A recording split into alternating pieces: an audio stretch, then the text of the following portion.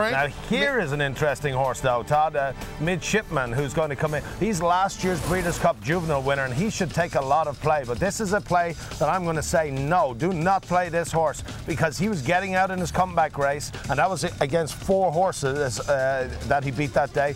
And he showed signs to me that he's getting out.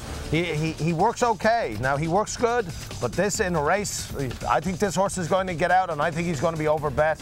And I just think that this makes Master Craftsman look more of a certainty. And there's no doubt he's talented, but when horses get out in a race, under the pressure of a race, they're going much faster than they are in a work. That work you just watched, he was indeed getting out, particularly at the end of that work. In a race with that kind of pressure and the rider having to try to ride him competitively and having to deal with him getting out as well, that's going to cost him. These kind of races, you cannot have that. I agree with that. I mean, he did it in his last race against much softer competition. Cowboy Cow does it in his races as well. He gets out the whole way around the racetrack. But when you're up at this level, this caliber of racing, I think you have to be at the top of your game. And issues like that really come into play here on this World Championship stage. I think he's a play again. Simon, you're a big stats guy. Midshipman is one of how many horses who won last year on one of the 2 Breeders' Cup World Championship days who are back this year? Not defending their title, but just won last year and are back this year. There's 9 coming back this year in various divisions. It's unbelievable. 6 looking for back-to-back victories to defend their title. I'd have to say we haven't seen that prior in the Breeders' Cup World Championships. Let's move back to the youngsters and move on to the turf, the Breeders' Cup Juvenile Turf, and take a look at the field. Always with this opportunity, an overflowing field, and we saw that here. Here's a look at the post-draw as well as the morning line. And here you have a morning line favorite at 4-1 in Interactive. And he should be, because his race was so visually impressive last time out with jockey Kent Azormo and trainer Todd Pletcher. Pounced at 9-2. Comes in with Frankie Dettori aboard. I like a horse called Bridgetown for Kenny McPeak. He's been undefeated in his last 2 starts. He was second in his debut. And when he stretched out last time out in the Summer Stakes up at Woodbine, we were up there, Todd, for Woodbine Mile Weekend. And I really like the way he won. I like the way he worked earlier this week.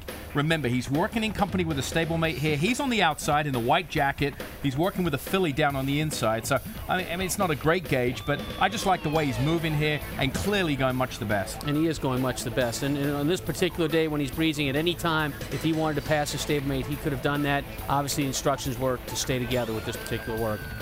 Everyone is talking about the last performance for Interactive. TVG was on site at Keeneland, and it was phenomenal the way, you know, if the idea in a turf race is to save ground, he went the opposite, the overland route. How impressed were you, Frank and Tom, over that performance that Interactive had at Keeneland? Well, if you're going to beat the Europeans, because let's face it, the Europeans are sounder, they're fitter horses, they're mentally more aware. They are, that's just a fact. And you're going to have a very good American horse to beat these juveniles on the grass. And if there's a very good American horse, it's Interactive. This horse looks like he is the real deal, so he will give the Europeans everything they want, and I believe a little more. Look how wide he is right there, as a matter of fact, as he comes down the lane. On the dirt course at Keeneland, on the synthetic course, you could get away with that. Interactive just loops around the whole field. You very rarely see horses dominate like this down the lane, as Interactive did. He came from last to do it. Big time race. Yeah, I mean, turf racing is all about saving ground in North America. You want to take the shortest way around there. I mean, lengths at the start can mean inches at the finish. And this horse gave up multiple lengths all the way around the racetrack and still got the job done in very impressive fashion. He is a top quality racehorse. And he's had 2 races around over a mile. So he's had 2 tries already when he's won both of them around 2 turns. That's major when it comes to this race. I would love to get locked in at that 4-1 morning line on Interactive, the slight favorite for the Breeders' Cup Juvenile Turf. The Turf Sprint is always one of the more difficult races, as proven last year, with Desert Code winning at odds of 36-1. This year, as we take a look at the field, California Flag is the 7-2 morning line favorite in here. Once again, a very large field will be assembled in the Turf Sprint. And as we look at the second page, you see Desert Code, a long shot again, in post 13, 20-1 in the morning line. He was 36-1 last year. He comes back as the defending champion and given no respect at 20-1, and probably rightly so off his last 3 races. A horse that does deserve respect, though, is the morning line favorite, California Flag, and I'll explain why. He's won 5 out of his last 6, and the only race he got beaten in was this race last year. There were multiple excuses. They won a suicidal opening quarter in 20-3 down the hill.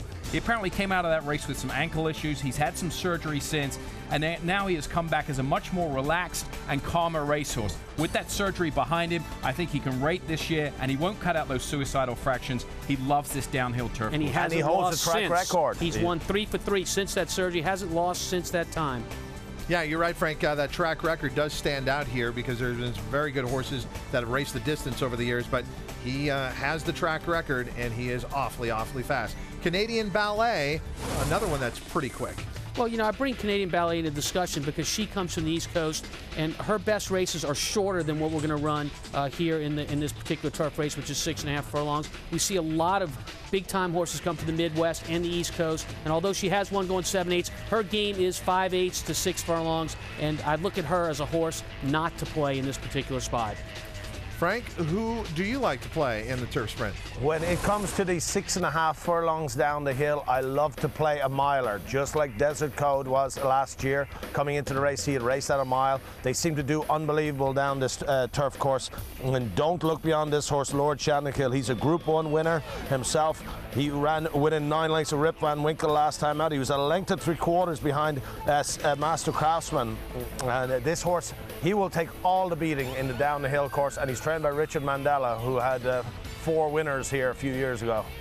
And our TVG colleague Matt Carruthers will love his last race, Return to Lame. That is a popular angle for Matt. What do we make of that last running line there? Well, that's some big question marks, especially as the horse has been off since July. But the fact he's coming here, he's now in the barn of Richard Mandela, consummate horseman. So, I mean, he wouldn't enter him or send him there unless everything wasn't 100%. So that doesn't concern me too much. Fastest work of the day, October the 25th, going 6 furlongs, indicates this horse is ready. Not worried about it. Okay, Lord Shannakill, one to play at tvg.com in the turf sprint. When we return, we'll check our Works calendar. And as we look at the Works calendar on this Tuesday, November 3rd, it reads Sprint and Ladies Classic. That's ahead on the Works Breeders' Cup 2009.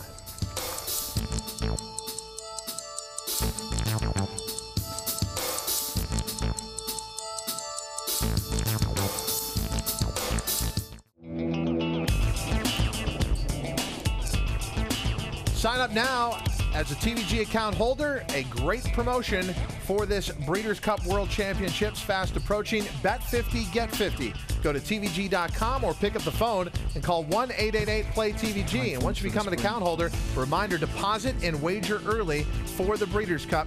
You must be 21 years or older and reside in a state where wagering services are available.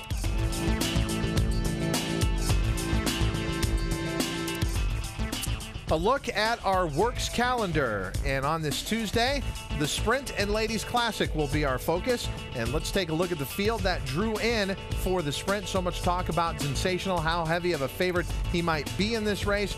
In the end, as we take a look at where he drew and the morning line, 7-5 on the inside. The draw is a big problem, though. I mean, Bob Baffert had to be very, very upset when he saw Sensational get in the inside post position. He absolutely hates it. He's had it in his last 2 starts, and he's overcome a poor break and still won. But this is a much better level of competition, and unfortunately, that's the thing going against him. I mean, his work is not pretty. We've talked about it all week, but this is Sensational. Don't be upset with what you're seeing here. He runs like this. He works like this. The biggest hurdle this horse has is breaking from the inside post position. Well, and it may as well be that, but one thing you get from Sensational is a horse that's not going to be in control early. He's going straight to the front. You're not going to rate him. There's probably one of his biggest nemesis right there, Fatal Bullet, the other speed in the race that drew outside of him. That's a good thing for Fatal Bullet because he can lay on him to some extent, although I don't think he has the speed of Sensational. But I don't care for this work, Todd. We compared his work last year before the Breeders' Cup where he ran a huge race to Midnight Loot, and in this particular work, Fatal Bullet is drifting out off the rail there.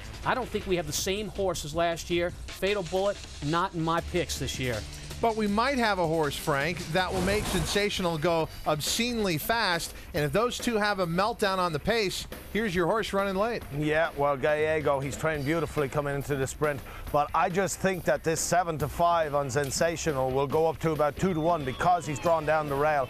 And this is going to be the horse that'll be running at him. But I don't think that they will catch Sensational. Just for the record, Sensational will win. That's the view of Frank Lyons for the Breeders' Cup Sprint. We welcome on to our set now special Betfair correspondent Graham Cunningham. Graham, first of all, do the Europeans care that much about the barrier draw in American racing? Is it as big in European racing versus America?